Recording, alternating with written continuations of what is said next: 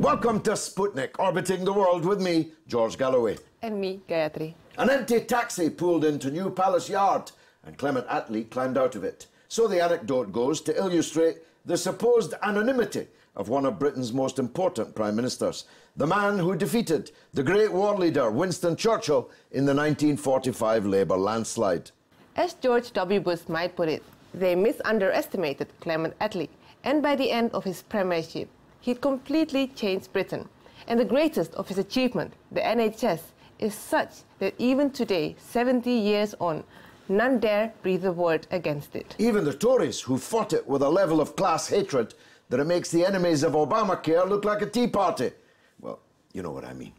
He was a modest man, Clement Attlee, but with nothing to be modest about. And his biographer is the ace author of the great book we've previewed here, Blair Inc. And his new book, Clem Attlee, is especially welcome now that another modest man appears to be preparing to step into his shoes as leader of the Labour Party. Francis Beckett is that author, and he joins us now. Francis, thanks for coming on board the Sputnik. Just for the younger viewer, by which I mean anyone under 70, who really was Clement Attlee?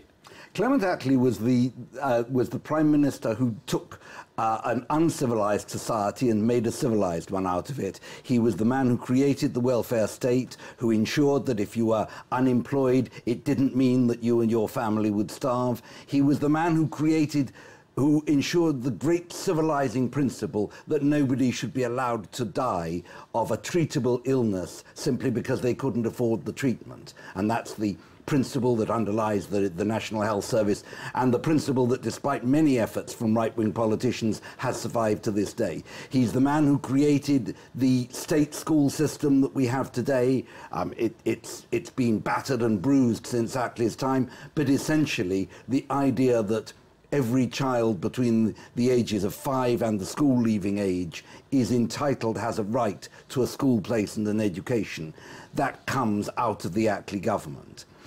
What he created was a society in which everybody was going to have an opportunity to grow up, to have proper medical treatment, and to be educated. Before the Second World War, thousands and thousands of working-class children grew up unable to read and write. After the Attlee government, by the mid-50s, there were very, very few, practically none. That's the measure of Attlee's achievement. And yet to do that, he had to defeat Winston Churchill, who had just won, with his allies, the Second World War. That was a feat that could never have been guessed at, I'm thinking. It's very interesting, in fact. People say, you know, that a candidate has to be prime ministerial. They're still saying it, you know, does this or that candidate sound prime ministerial? Well, nobody sounds prime ministerial until they're prime minister. In 1945, prime ministers were great oratorical figures like Winston Churchill, except that the people elected Clement Attlee. And you'll find the same over and over again when a new sort of prime minister gets elected. People are saying he's not prime ministerial. Herbert Morrison from the right wing of the Labour Party was saying we cannot possibly offer this unassuming little man to the region, but Herbert Morrison wanted to replace Attlee in 1945 as Labour's leader because he said Attlee didn't sound prime ministerial. He's indeed the grandfather of Peter Mandelson, so perhaps that's not surprising that he was conspiring against the leader. He is indeed, and he was conspiring against the leader. It's an odd coincidence. It appears to run in families, that sort of thing. But the difference between Attlee and a lot of leading politicians is that he wanted power in order to do something in particular. The politicians, you can divide really between those who want to do something and those who want to be something. Attlee wanted to do something. By the way, to be fair, most politicians are a little bit of a mixture of both, and it's perfectly reasonable that they should be. He wasn't particularly interested simply in sitting in sitting in the role and being called Prime Minister and having everybody running around doing what he said. He was there to change something, and he did. And he certainly wasn't there to do what that subject of your last great book did, Tony Blair, in order to go on and make a fortune somewhere. In that sense, I suppose he was a modest man, Attlee, in that he was no flash Harry. He wasn't using the premiership or the leadership of the Labour Party to feather his own nest. Actually, he died leaving just £7,000, which I suspect Tony Blair would rather have despised and laughed at. He was when he left the leadership of the Labour Party. He was at first rather worried that he wasn't going to leave enough money for his wife, who was much younger than he was, to live on adequately. He was. And so he embarked on a lecture tour of the United States simply in order to raise a bit of money. He was never a particularly rich man and never wanted to be a particularly rich man. Attlee gained office in a time period that a lot of colonized countries gained their independence. Indonesia, for example, in that same year, 1945, Sukarno proclaimed independence. How was his relation internationally in this era? It was Attlee who really started the process of Britain divesting herself of her colonies and of saying, no, we can't run the world. He began particularly with Burma and with India. In India, everybody was saying, you can't do it. You can't give India freedom. It won't work. And Attlee was convinced that we couldn't not do it and that it had to be done quickly. And so he did it far, far more quickly than the Foreign Secretary of the time would have wished, or than anybody would have wished. But I think he was clear that whatever was going to happen to India in the future, it couldn't be dictated by Britain. And of course the process was continued years later by Harold Macmillan. But it was Attlee who was certainly the first British Prime Minister who understood that Britain was not, the future of Britain was not as a great imperial power. That changed a lot. He did, of course, do things of which I, maybe also you, would approve of less. Yes. He secretly joined the United States in the nuclear arms race. It's said that Britain has an independent nuclear deterrent, but of course it's not independent, and wasn't right from the start. He didn't tell either the Parliament or, in fact, even the Cabinet that he was doing. That's true. That's true. He joined the United States in the war in Korea, for example. Where was he on the spectrum on world politics like that? Broadly, he was. It's quite interesting how the decision for Britain to have an independent nuclear deterrent came about. At first, Attlee had been opposing it, and he'd been opposing it internally, and he was all his life an advocate of what he called world government. He was the most enthusiastic advocate of the United Nations right from the start. And he believed that he had this slightly idealistic belief that there could be a world government and no more war if governments knew how to work together to create it. And he was fiercely opposed to the independent nuclear deterrent. The Foreign Secretary, Ernest Bevin, was in favour of it. What happened, of course, was that we were investigating it alongside the Americans. After Hiroshima, the Americans started to refuse to share any of its nuclear secrets with Britain, and so it was a question of creating an independent nuclear deterrent or being entirely dependent upon the United States. Now, I think what I would have wanted to do, but perhaps what you would have wanted to do, was to say, look, we don't need this thing. That was a stain on Attlee's record. It's one of the very few. And in his defence, you have to say that he was able to use it as a bargaining chip with the Americans. When President Harry Truman was talking about or thinking about using nuclear weapons in Korea, Attlee flew to Washington, and I mean, nobody is ever going to say Attlee persuaded him not to do it. Least of all Clement Attlee, who didn't tend to boast of that sort of thing because he thought if he boasted of it, it wouldn't happen. But the fact is that when Attlee flew out to see Truman, Truman was thinking about using the bomb and also was not ready to fire General MacArthur. when Attlee flew back, Truman didn't use the bomb and he did fire the general. Well, another modest man appears to be poised, as I say, to take over the role as leader of the Labour Party. Do you see any comparison, any similarities between the two men? Not a huge amount, I have to say. Yes, Jeremy Corbyn is another modest man, but Jeremy Corbyn has been a rebel all his political life, and was comfortable. I don't mean this unkindly, but was comfortable with that rebellion. Attlee was never a rebel, never intended to be, always interested in solely in getting and obtaining power in order to use that power for a particular purpose. However, I think it's fair to say that Attlee would have understood Jeremy Corbyn in much the same way that he understood Nye Bevan. It's certainly the case that if Attlee had been the leader of the Labour Party in any time in the past 20 years or so, Jeremy Corbyn would not have been languishing on the back benches all that time. He would have been brought into the tent. He would have been given real work to do and a real contribution towards making a better society. And that's because Attlee had the enormous self-confidence that enabled him to do that. And he would have brought Jeremy Corbyn into the tent, and Jeremy Corbyn would now, if he was a candidate for leader now, would be a candidate for leader who could boast of cabinet experience. Yeah, very interesting. Francis Beckett, author, amongst many other fine books, of Clement Attlee, a new edition, out now in paperback. Thanks for coming on the Sputnik. Thank you, George. Always a pleasure. Coming up after the break, fed up, by which I mean obese, overweight, dying of overeating, especially overeating sugar. In that case, you better tune in to hear our interview with Professor Jimmy Bell after this.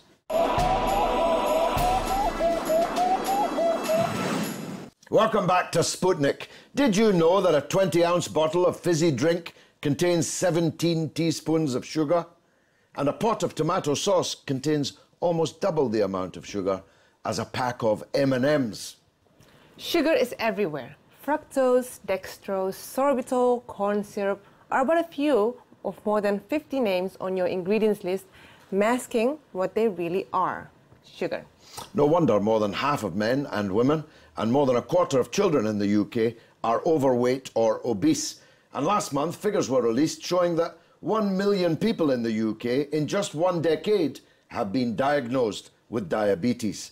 Joining us now is Dr. Jimmy Bell, who has all the inside and outside of the emerging public health hazard, maybe public health crisis, and more. Welcome, Dr. Jimmy. Thank you for inviting me. We first began to look at your work because we saw a documentary film called Fed Up, which I thought I knew it all. I always think I know it all. I certainly didn't know things were as bad as they currently are in the US, but catching up here in the UK. That's correct. I think the obesity problem, which is a pandemic, is a worldwide problem. It's not just related to the USA, but it's also a pandemic across Europe and most countries. Paradoxically, as we have many more people becoming obese, we also have as many people actually having poor nutrition and malnutrition across the world. So this is one of the paradoxes that we live in.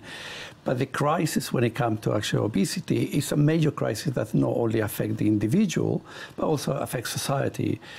It is calculated that over 300 or 400 billion pounds have been spent across Europe, and probably about £1 trillion pounds are going to be spent across the world in obesity-related problems. It's probably going to bankrupt many countries in 10 or 20 years' time. My God. I looked at the documentary in horror, not just at the scale of the diabetes problem, the scale of the obesity problem, but the rapaciousness of the corporations who are profiting from it, knowing, just like the tobacco giants before them, knowing the impact that they're having on the people who are buying their stuff. Yes, one of the issues is in the case of smoking or alcohol, you don't actually need to do it. There are no essential. Food is essential for your life. And we evolved to like certain things because we're very rare in nature. So if you go back 20, 30,000 years ago, humans will find very difficult to find sugar, salt, and fat. So our brains have evolved to like to feel not only pleasure, but to seek those food. Of course, as we evolve, intelligence evolve, we change our environment. Those things that were in scarcity, say, even 200 years ago, now we have in abundance. It's been provided to us cheaply and being pushed through advertising, through access, and the hidden calories that are in many food that we're not aware of.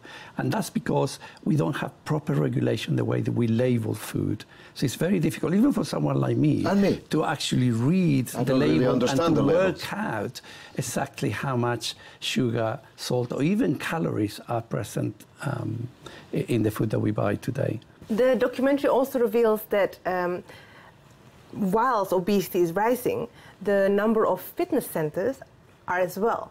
But that's actually not that's not actually the solution to it. The whole argument and mantra is that, well, if you're fat, it's your own fault. Go exercise more. But that's not where it lies. That's absolutely correct. There is a tendency to demonize fat and fat people as being the fault of the individual. We all live within a society. The way we structure our society, both commercially and our homes, our workplace, influence the way we actually live. And to assume that an individual can actually fight against the forces that are actually providing us an environment that will actually make us an environment what we call obesogenic, an environment that will actually lead us to obesity, it will be very, very difficult.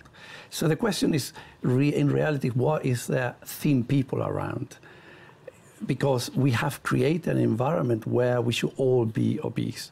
And that's because food is available very cheap with hidden calories most of the time, bad quality food from a nutritional point of view, but high in density in calories, which are available to our children, to ourselves, all the time. On top of that, physical activity. We do very little physical activity nowadays. We are provided with cars.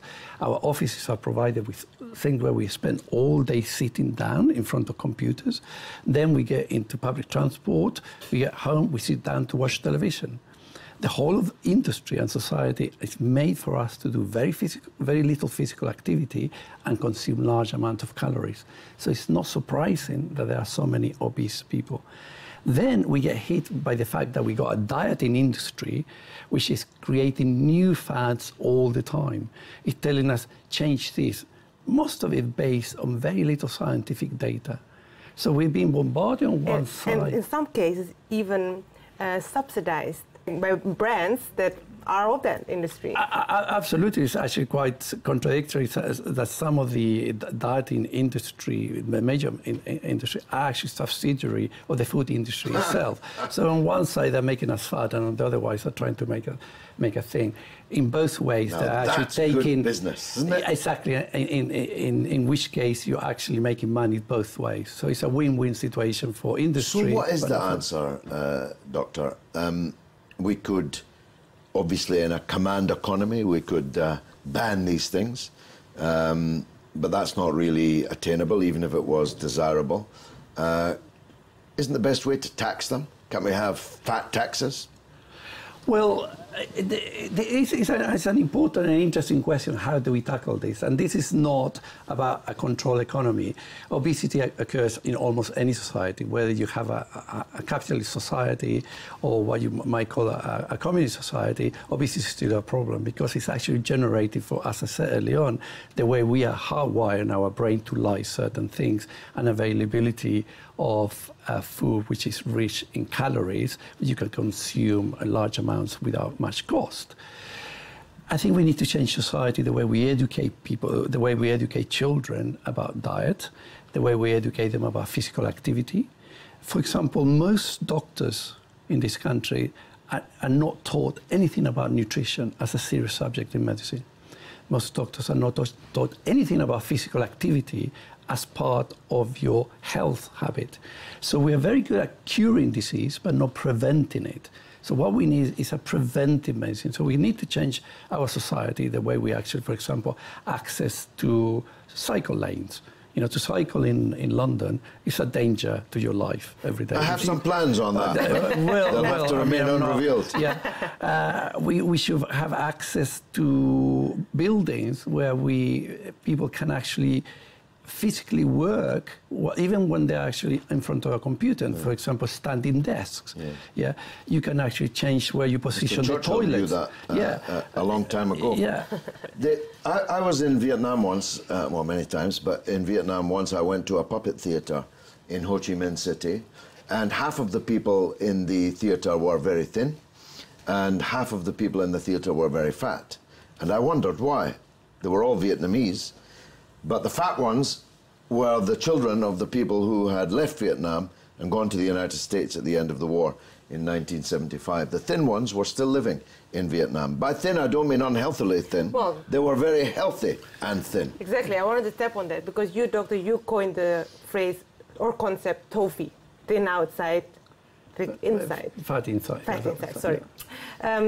Which actually worries me because if you walk outside, you don't see fat people, doesn't mean that these people are not in danger. You see thin people and they can still... That's correct. And the problem that comes with the definition of health. And there's too much emphasis nowadays in health in relation to weight. And weight doesn't tell you anything about your health, really, per se. It should be about lifestyle choices that you can actually make. Now, when you talk about Vietnam and you see thin people and fat people, I think if you go back to Vietnam now, that's not going to be true. If you went to China 20 years ago, you wouldn't find that many of these children or people, but nowadays there are. So it's because there wasn't access to those calories in a cheap way available to the general population. And now, if you went back 300 years ago or 100 years ago, fat was related to power. So very powerful and wealthy people were actually very large. Now the inverse is true. There's an inverse correlation, i.e. the more power and wealth you have, the thinner you actually are. And that's because now those who are wealthy and have access to good food can stay thin and have a lifestyle that allows them to be thin. The more working people who have to work long hours in very stressful jobs, they don't have access to facilities where they can do physical activities, including their children, are the people who are actually putting weight on. That's why the great majority of the population nowadays have a weight problem. So coming back to the TOFA concept, is that people believe that if they can restrict their diet intake, i.e. how many calories they take in, then they can actually stay healthy. But that's not correct. You have to not only look at how many calories you take, but also the quality of those calories. So if you eat lots of sugar, but in a small amount, and you're still going to look thin, but you're still going to be unhealthy. Also, if you don't have physical activity as part of your daily life, also you're going to be unhealthy. So you can actually, for example, supermodels are actually quite thin, but their fat distribution is completely wrong. So we have shown that they have lots of internal fat within their body, although of course they look very slim. And that's because they're not allowed to do much physical activity because they're not allowed to have delineation of their muscles. The lack of physical activity is as important for your health or your ill health as it is eating too much. So physical inactivity is actually a major problem in Western society. We don't do enough physical activity. Good note to end on. Let's go out and have a jog around the streets. I will actually say that you don't need to have a jog. You need to walk every day. You know, don't catch the lift. You know, go up the stairs. If you're going to go to a toilet, don't go to a toilet in the same floor that you work, but actually go upstairs or downstairs. Do those little things. Get off the bus 1 or 2 stops before or after, walk home. If you answer the phone, don't answer the phone sitting down. Answer the phone while you're actually walking and so forth. All those little things will actually be enough in the day-to-day context to actually make a massive difference to your health. Dr. Jimmy Bell, good advice. I'm glad that we looked you up. Thanks very much indeed. Thank you.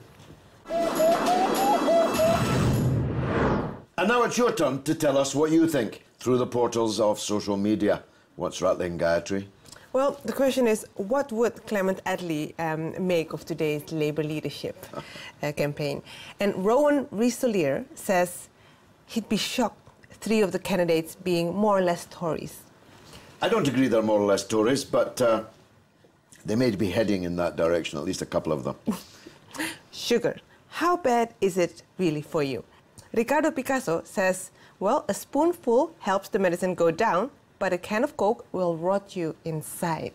And I was astounded both by the damage that sugar does and how pervasive it is. Everywhere. Who knew it was in cans of tomato sauce? I didn't. Everywhere. Hot dogs, you see it all in the film. And lastly, A.G. Darcy adds on the Coca-Cola thing that actually it's best rust remover I've ever tried. That's all that we've got for this week. Which, alas, means that's the end of the show. You can stay in touch with us on Twitter at @RT_Sputnik or on Facebook, Sputnik on Russia Today. It's goodbye from me, Gayatri. And from me, George Galloway. It's been marvellous.